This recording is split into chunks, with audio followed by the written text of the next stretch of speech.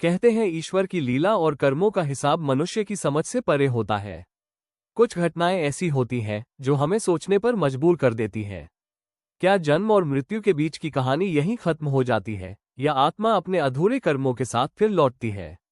आज मैं आपको एक ऐसी सच्ची घटना सुनाने जा रहा हूं जिसमें आस्था, रहस्य और इंसानी कर्म आपस में गुंथे हुए हैं। ये कहानी है विश्वास और प्रश्नों की। फैसला आपको खुद करना है। ये हाथरस की कहानी है और 2002 की है। होता क्या है कि 2002 में 5 नवंबर को एक शख्स था, उसका नाम था अफसर अली। और ये हाथरस के श्रीनगर मोहल्ले के पास उनकी ये नगला बस्ती थी। तो नगला बस्ती में ये रहता था अफसर अली। इसके फादर थे याकूब अली। ठीक ठाक फैमिली, बिजनेस ठीक ठाक था। 5 नवंबर को अफसर अली का 4 लोग किडनैप कर लेते हैं और 50,000 की उससे फिरौती मांगते हैं। ये 5 नवंबर 2002 की बात है। इसके बाद अफसर अली गायब हो जाता है। घरवाले पुलिस पर शिकायत करते हैं।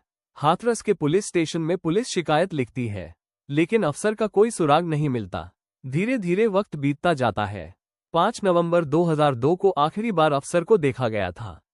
इसके 3 दिन के बाद 8 नवंबर 2002 को उसी हाथरस के नगला बस्ती से कुछ दूरी पर एक और मोहल्ला है, श्रीनगर मोहल्ला।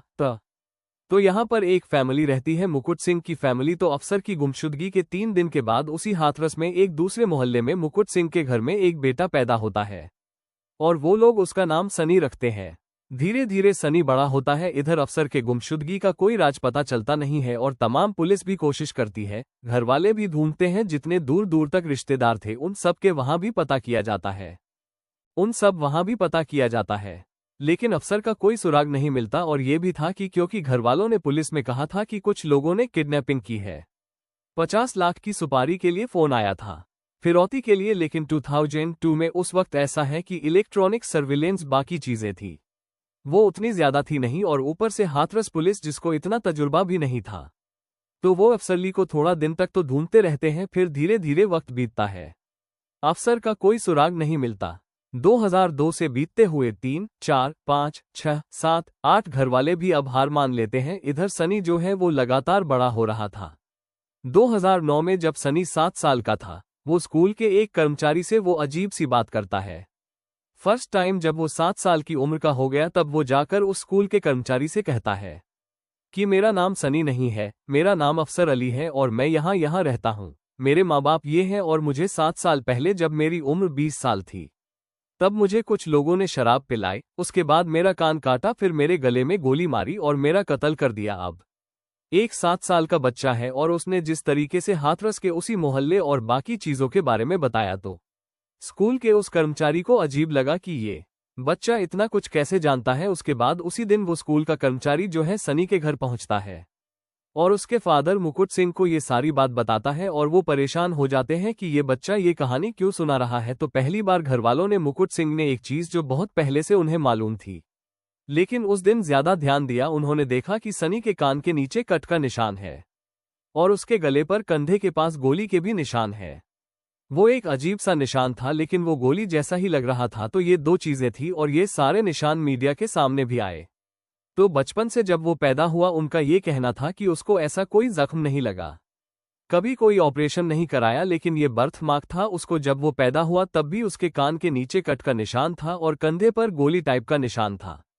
अब जब स्कूल के कर्मचारी ने ये सारी बात बताई तो घरवालों को थोड़ा लगा। पहले तो उन्होंने बोला कि हो सकता है ऐसे ही कुछ सपना देखा हो, ये कहकर घरवाले बात को टालते रहे। लेकिन इसके बाद से सनी का बोलना लगातार जारी रहा और वो बताता रहा। धीरे धीरे उन्होंने अपने कुछ जानने वाले लोगों को बताया। तो अब ये था कि एक बच्चा इस तरीके से कैसे बात कर रहा है।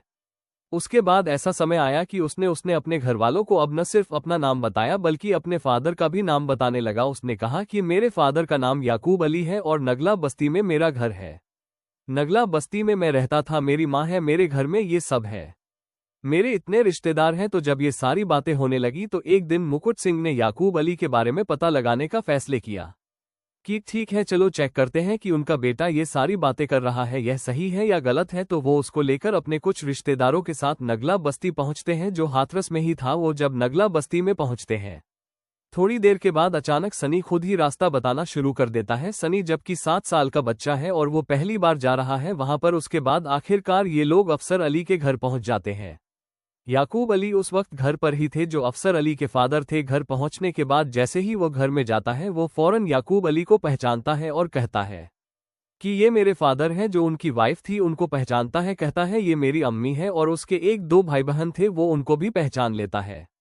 कुछ रिलेटिव और थे उनको पहचानता है। अब सारे लोग हैरान रह जाते हैं कि ये बच्चा कैसे पहचान रहा है, जबकि वो सबसे फर्स्ट टाइम मिला और वो सबको उनके नाम के साथ जानता था।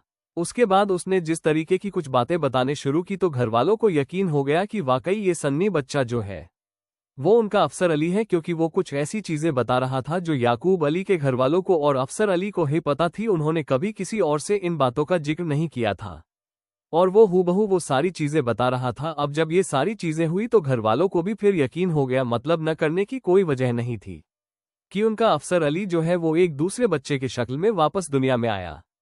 फिर सारी बातें भी सामने आए कि 5 नवंबर को अफसर अली गायब हुआ था और उसके ठीक 3 दिन बाद 72 घंटे के बाद ये सनी पैदा हुआ, एक दूसरे मोहल्ले में हाथरस के मुकुट सिंह के यहाँ। अब ये भगवान की लीला नहीं तो और क्या है कि सनी अपने पूर्व जन्म में मुस्लिम था और इस जन्म में वह एक हिंदू परिवार में पैदा हुआ और हम लोग हिंदू मुस्लिम की राजनीति से आगे नहीं निकल पा रहे।